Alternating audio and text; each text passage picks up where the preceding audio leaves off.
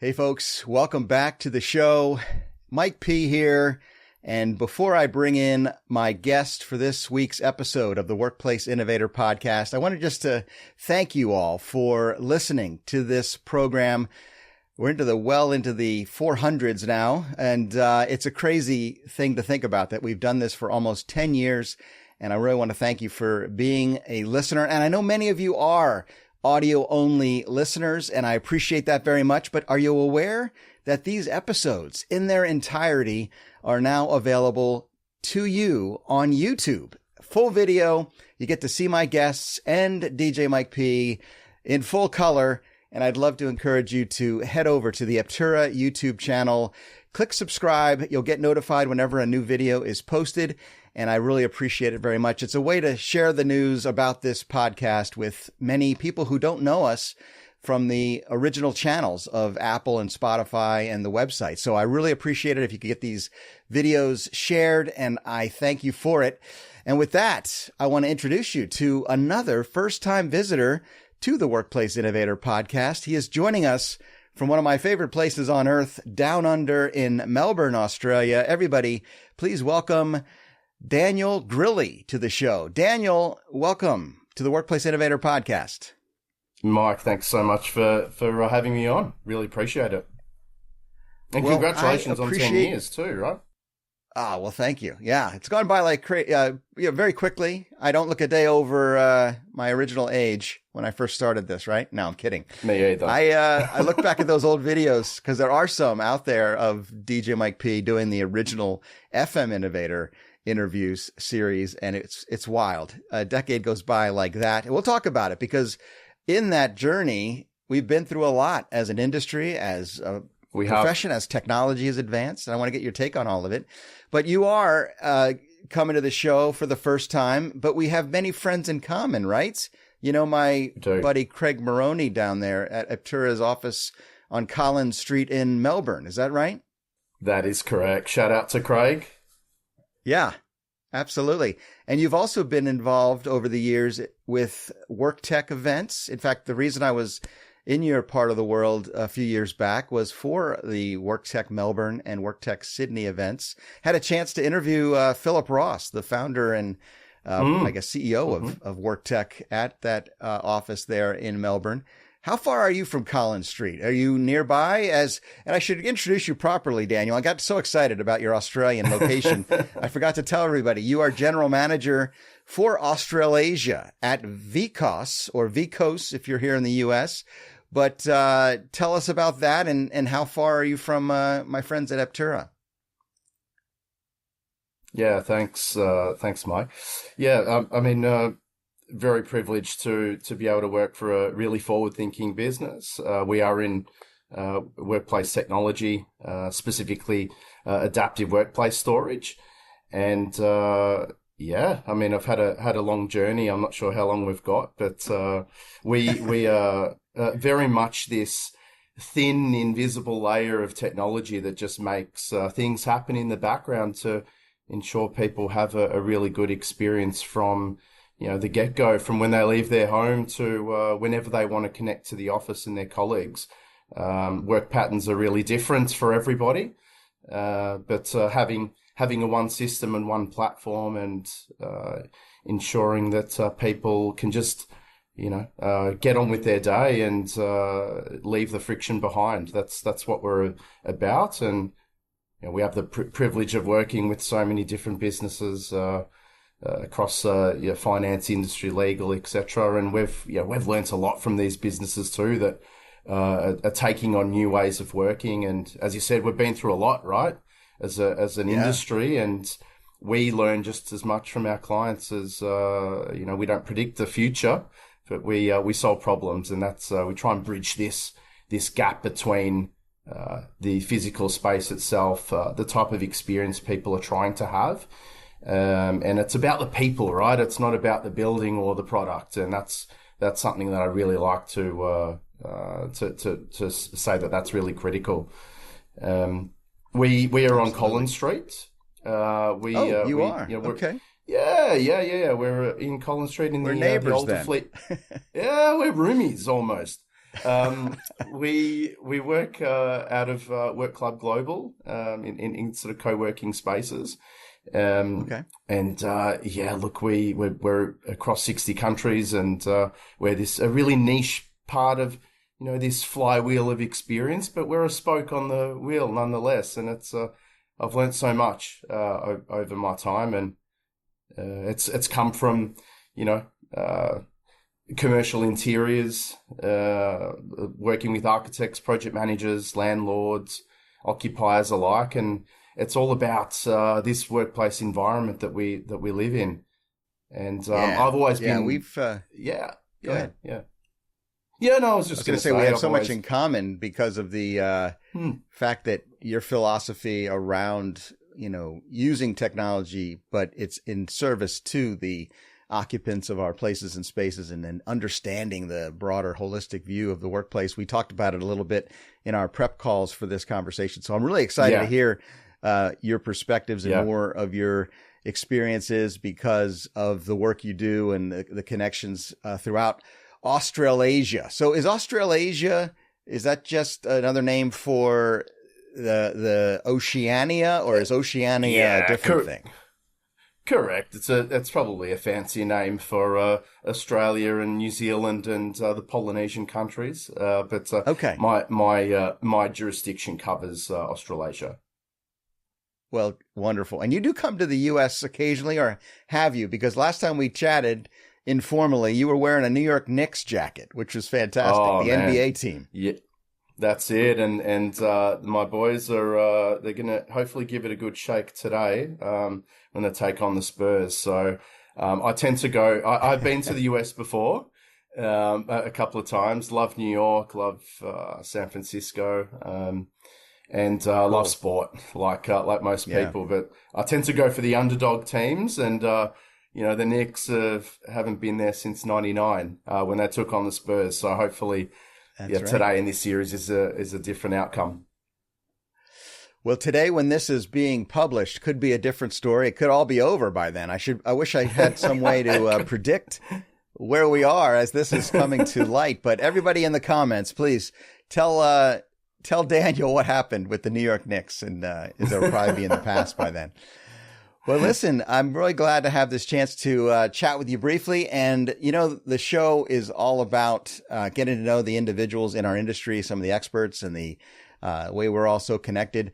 And I always love to learn a little bit more about the personality of my guests by asking about music. I love Australian music, but we don't have to limit it to the great bands from down under. What's on your playlist, Daniel? What gets you inspired? Oh, for those that know me, I just have a really eclectic, wide variety of music choices. I love acoustic stuff. I love anything transposed into acoustic stuff, but I love classic rock. Okay. Do love. You go through the decades. Love there's the iconic '80s songs as well, but a lot of my music is shaped from.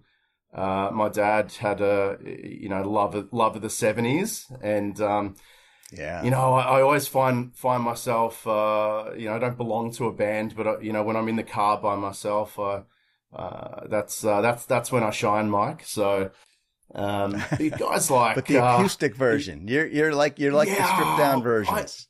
I'm a bit, yes, I am more of that. But I love I love it. I love artists like.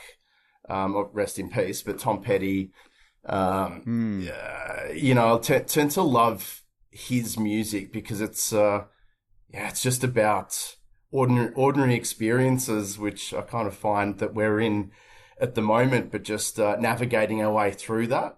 So there's a song that I love, and I think Tom Petty's songs are all the same, but Learning to Fly is just a favorite of mine, both professionally and personally. Okay. And, it just resonates with me. And hey, you could do the stripped down version, or you could do the, a bit more of the rock and the guitar version that, Tom gives to the audience, or used to. So, Well, when you said love acoustic him. versions or acoustic guitar, and then you said Tom Petty, the first song that came to mind was "Bring, Bring, Bring, Bring," It's right. and I'm Also a favorite. free falling. Come on, Free Daniel, good stuff. falling. Oh yeah, love Yes. it. Oh, you got a voice. Now you're Love making it. me look bad. I Well, got to move on. That no, was good. You were on know tune. what? No one ever sings with you, Mike. So it's not I that's not appreciate fair. that. So we've got to show our lungs on I love video. it. Yeah. I love it. Hey, the other thing I like to do before we get too far is have a little inspiration through quotes. Do you have a favorite motivational quote you could share with my audience? Oh, look, there's a lot. There's so many inspiring people through the decades. I'll bring it back to I'm always inspired by sport. I think there's a lot of learnings from team sport, individual sport through what we do day to day. Sure. And I think I see this pod's about innovation, and innovation isn't the absence of failure. It's the speed of learning. And a quote that really comes to mind from Michael Jordan, who's an absolute hero of mine, is that I've failed over and over and over again in my life, and that's why I succeed. And I think that's especially relevant today because innovation requires experimentation to test, learn, and adapt, and ultimately, those businesses or people, that are going to outperform and have really great outcomes. It's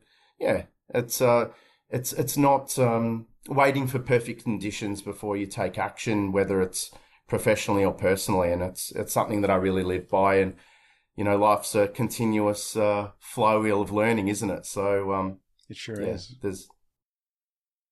I like that. And I love that idea, Daniel, of the fact that failure is not something to be feared. It's not something that we should, get bogged down by. It's all part of the journey. It's all part of the correct learning process. And that's where innovation takes place. It's about those small efforts that over time accumulate.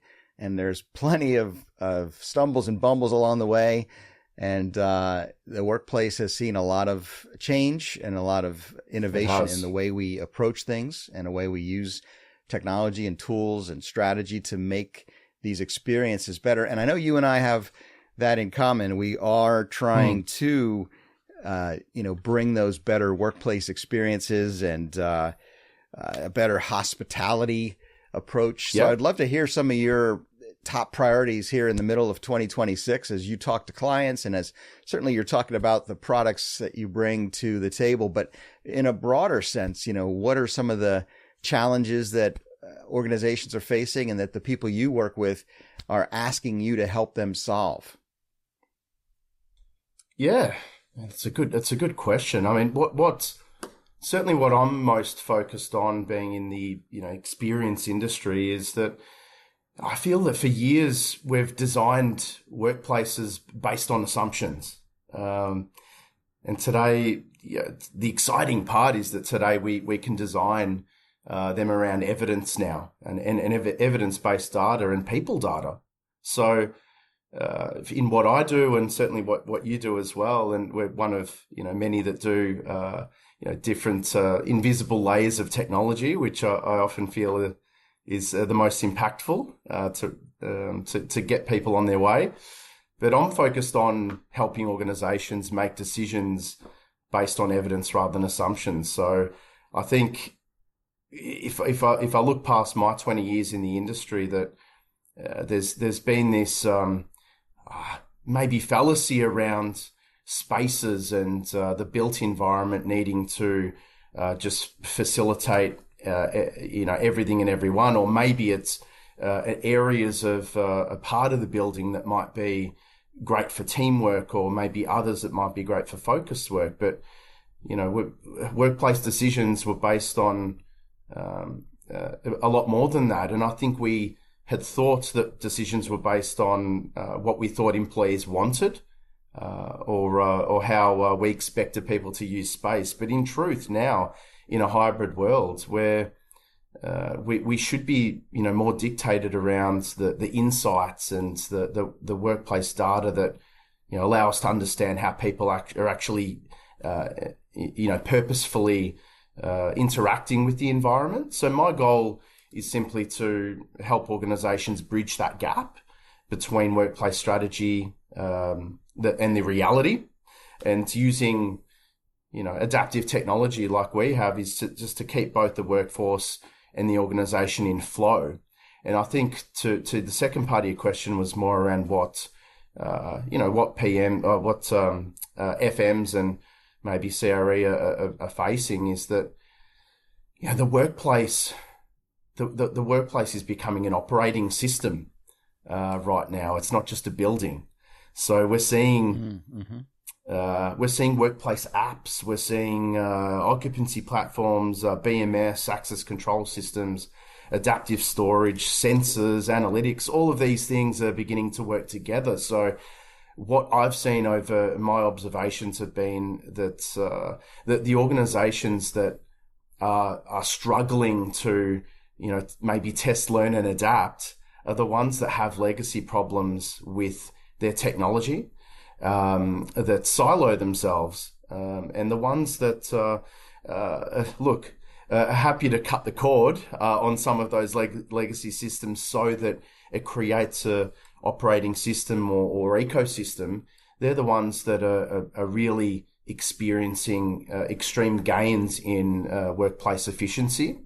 And historically, many technologies have operated independently, and the future for me lies in that interoperability. And I think we've certainly come a long way, but I see that there's a lot of businesses wanting to be more adaptive, but they're hamstrung at the moment by systems being siloed and not talking to each other. So that's really what I see the greatest value there for organizations to tap into, to really start connecting start bringing down the silos and connecting platforms together, so that the integration can really facilitate people in and out of the space seamlessly and invisibly, which I think is really critical. Because I think if we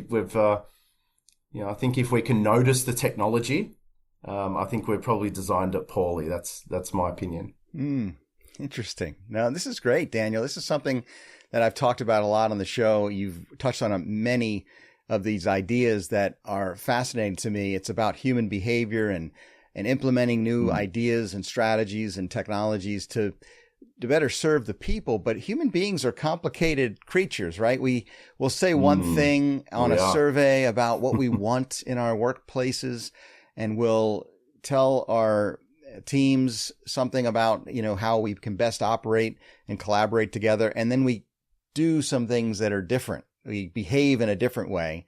And I think what you mentioned right off the bat there is that the data and these seamless, invisible, frictionless technologies can help us as leaders and as workplace innovators, help us better understand what's really going on. Can you speak to that a little bit more about some of the data that's captured and what's available to my audience of FM and real estate leaders and how they can use it more effectively? Yeah, it's a great question.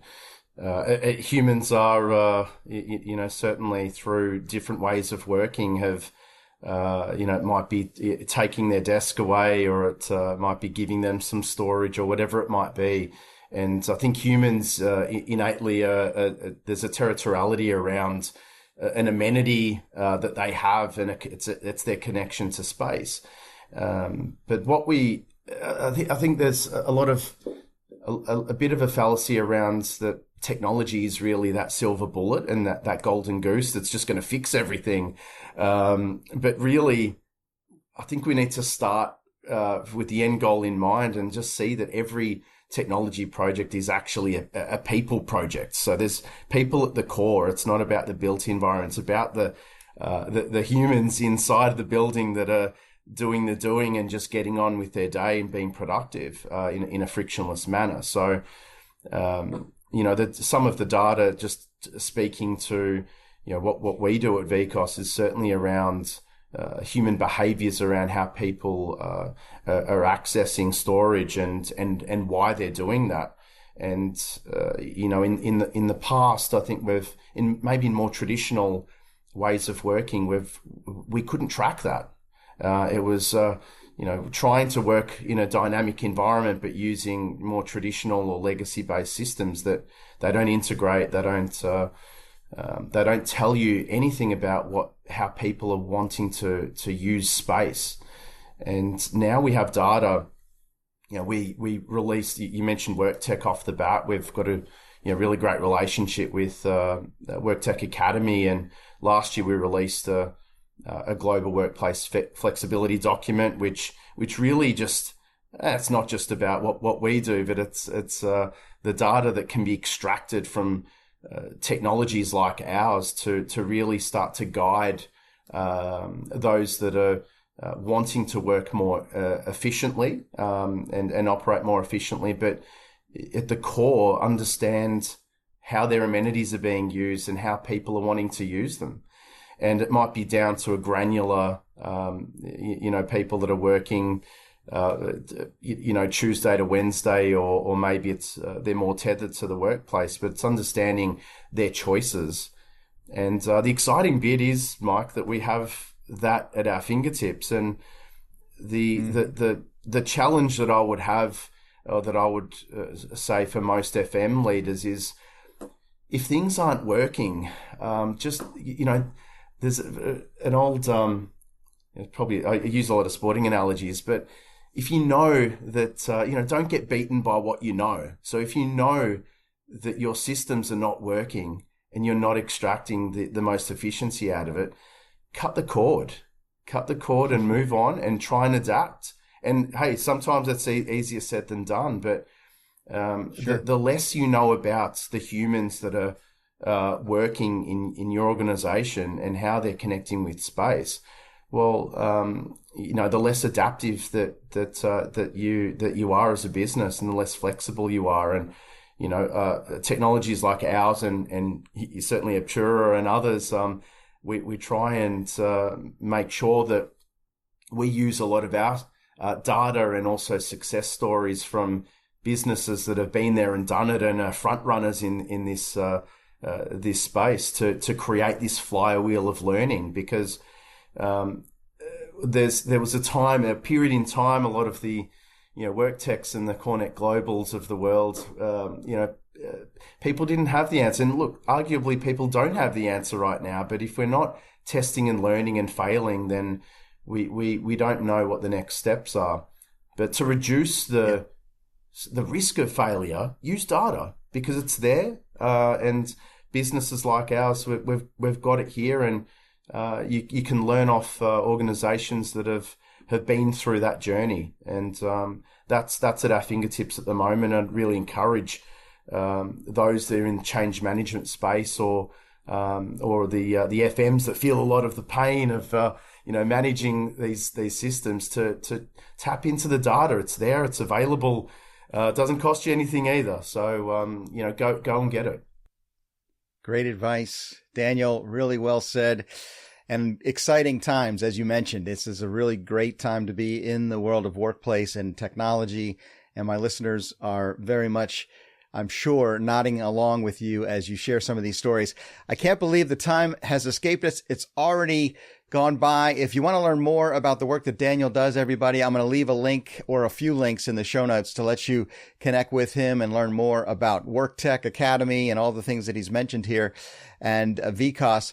But before I let you go, final minute, if you could share one takeaway for my audience, Daniel, one final piece of advice or a thought that could leave us, I'd really appreciate it. What would you have to say?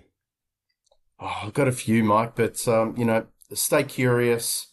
Workplace is evolving rapidly, so there's continuous learning. Spend time observing behavior, because that's watching how people actually work rather than making assumptions. And don't, I think of learning to fly, and I think about experimenting.